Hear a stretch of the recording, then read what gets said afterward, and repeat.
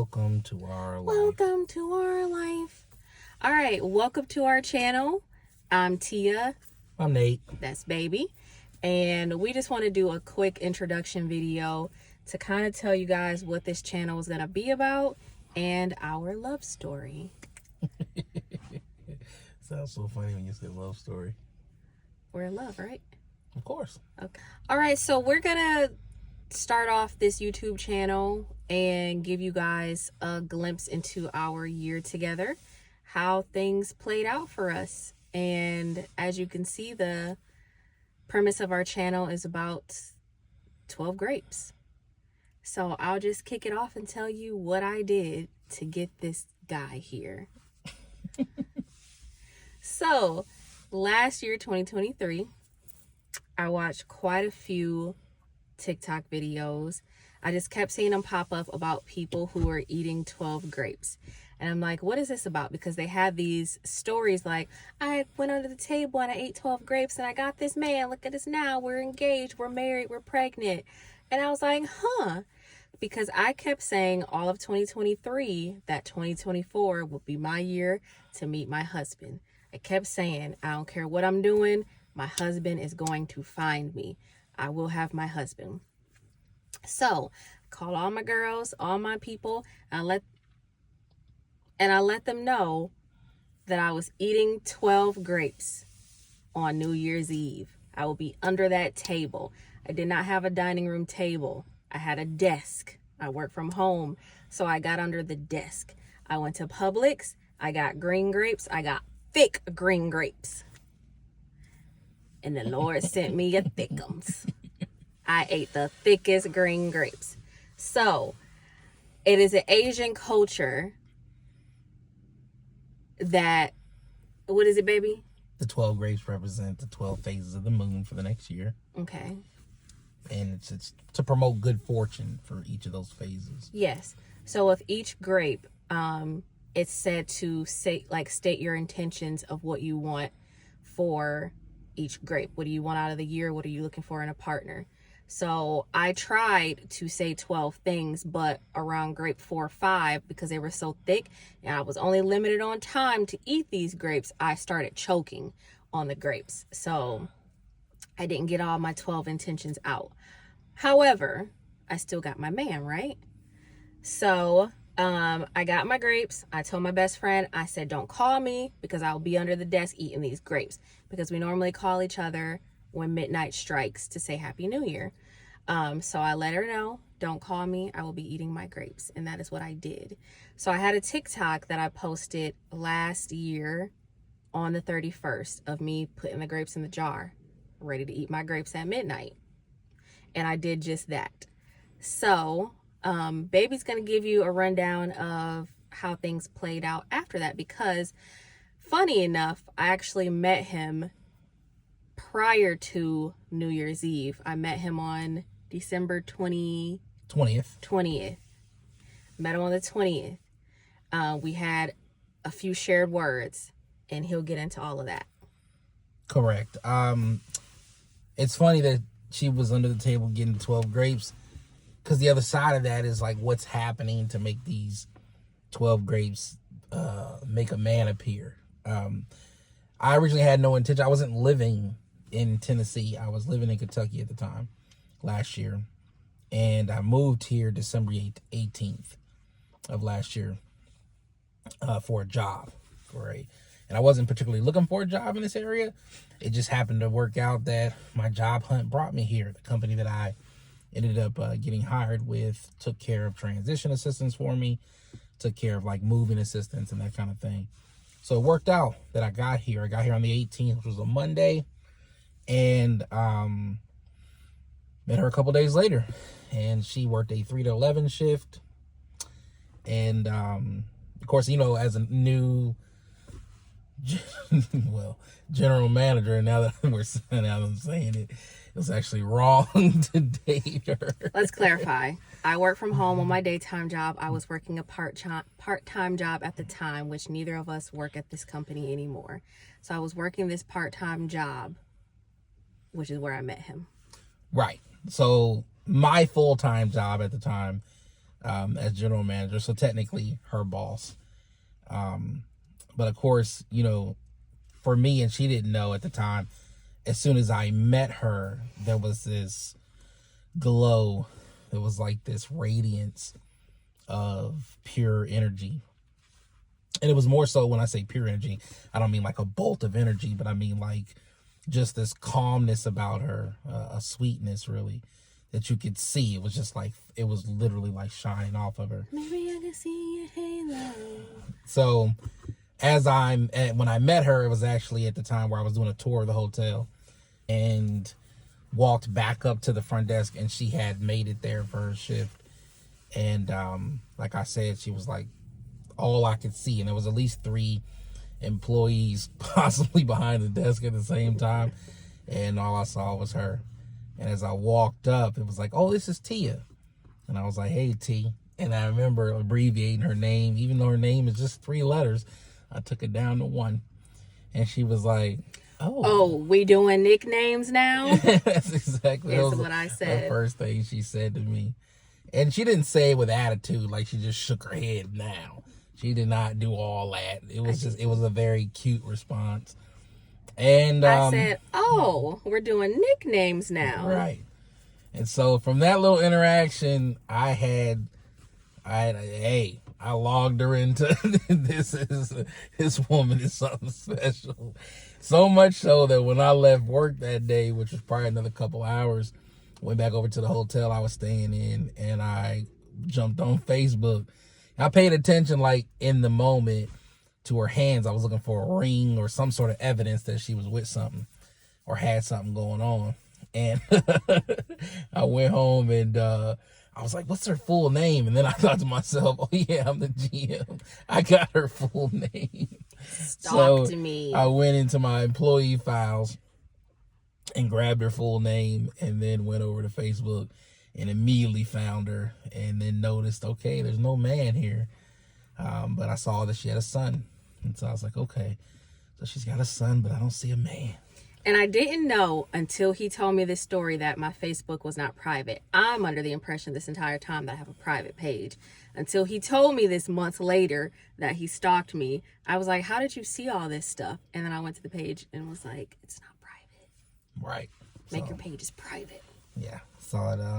But shout out to the unprivate pages, because if I wouldn't have got that information, I don't know if I would have pursued. However, I quickly after that went on my trip to Texas. I went back to Texas for the holidays to visit my children, and then when I returned, she was still here, and it was kind of like, I guess, playful banter, if you will. Mm-hmm. It was like intriguing. It was almost like we were trying to figure each other out, or just kind of get to know one another in our respective environment, which is a work environment. So of course I had to tread very softly and tread very respectably, because I'm her boss, right? Even though it's her part-time job and she's barely there, you still have to be mindful, right? And so workplace fraternization is what they call it, can be frowned upon, or in some cases straight up against the rules. So it was more so of like conversation when we would see each other. I would just kind of pay attention, and I don't know if it maybe a week later, maybe 2 weeks later, we had our actual first full conversation. And so, yeah. You want to elaborate on how that conversation went?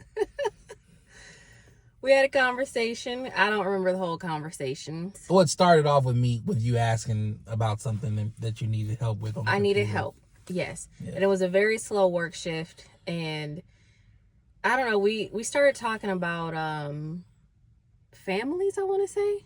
Yeah, because you asked me, how did my trip go? Yeah. Long story short, we started talking about relationships. I remember saying to him, he looks like someone's husband. And he just gives off the vibe of like he's a husband and a father. So I was like, you look like someone's husband, like you married, that kind of thing. So that kind of, I guess, opened the door to us getting a little bit more personal. And then we started talking more about like what we look for in a partner, I think. Like our relationship status and all that other stuff. And so, you know, I'm working. I am at the front desk working.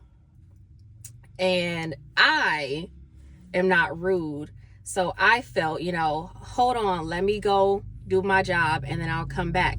Like, I'm going to finish the conversation. So I came back, but he saw it as something completely different. So I'm like, let me, you know, go back and finish the conversation. But he was like, you kept coming back, so I guess you like something. Right, because she would be like, oh, I got this somebody at the front desk. Let me go take care of them, see what they want. And she'd come right on back. Because we had to finish the conversation. I don't want to be rude, like, oh yeah, you look like, and then leave and never come back. And you're like, I look like what? So I feel like I had to come back, you know? Honey. We both know you were in love from day one. I was not. So that day, it was the same day, right? The charger thing? Yes. So he leaves for the night. Now, mind you, he should have been off hours ago. He starts staying later and later and later at work. So well, to be fair, my alternative was to go next door to the hotel where I was staying at and go to bed. You could have. Not to mention I was in school, so I didn't have Wi-Fi at the other place that was functional. So I was using the Wi-Fi at work to do my schoolwork as well. Anywho, he texted me on my personal cell phone and said, hey, I left my charger up there. Can you bring it over to me after your shift? Now, I didn't say bring it up to the room. I said I'll meet you downstairs respectively.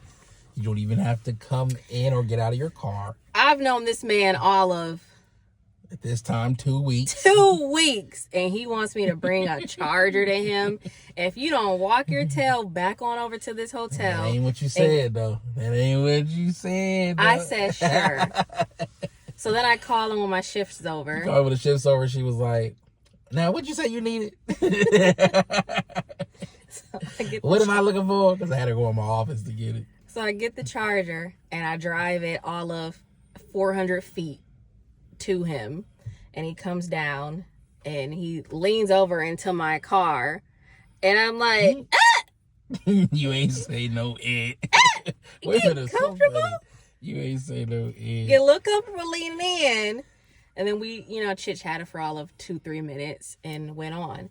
So that night, I'm driving home, and I say to myself, was I just flirting with my boss? And you were. Was I, though? You was, babe. I don't flirt often.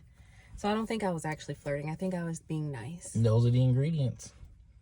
Anywho. So then after that, we were, of course, our conversations were, more impactful as the time went on. And eventually a movie was coming out. This is how we got to the actual dating part of our first date. The movie, what was it, baby? International Space Station. Mm-hmm. Right? ISS was coming out. And it was about, of course, the space station and some conflict or whatever. I asked her if she wanted to go. And I was like, yeah. Oh, this movie's coming out. And she was like, yeah, I heard about that. I was like, you want to go with me? And she was like, are you asking me on a date? I was like, yeah, let's go see the movie. Let's kick it. And what'd you do? You suggested. So then I said to him, well, hey, let me take you to my favorite burger place before the movie. Right. So we went to my favorite burger place, and then yeah, she treated me. I treated him to the burger. That was another key ingredient, a key component for me, because when it comes to a woman's heart, if you want to see if a woman really has a right heart, or really any person has a right heart, just see how they are with their finances.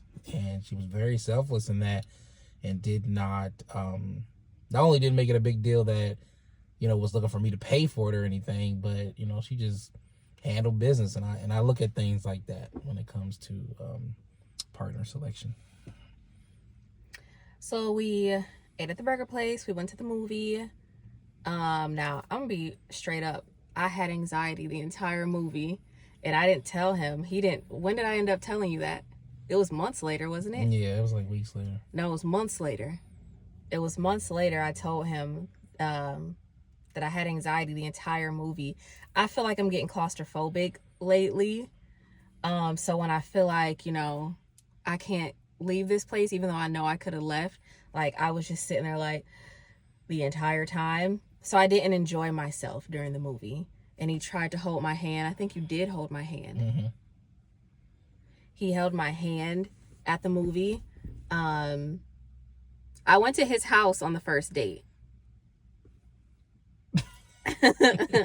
We're not going to go there. To clarify, for a tour, I had no furniture, no anything. I had just moved in. I don't know what I was touring, but I went there. Went to his house on the first date before the actual date. Yeah, because you dropped your car off and then we were going to go. And then I went home like a lady after the movie. Yes, we went back to my place. You got in your car. I think we shared a kiss goodnight. Very simple. I think so. That was the first time I experienced you push me off you. But it wouldn't be the last. And not that I'm saying I was like trying to take her draws or anything. No. But she has this thing of like when you stay a little too long in her space, you just politely. Mm-hmm. Yeah. So that was our That was the intro, meeting. the beginning, our first date, and here we are almost a year later.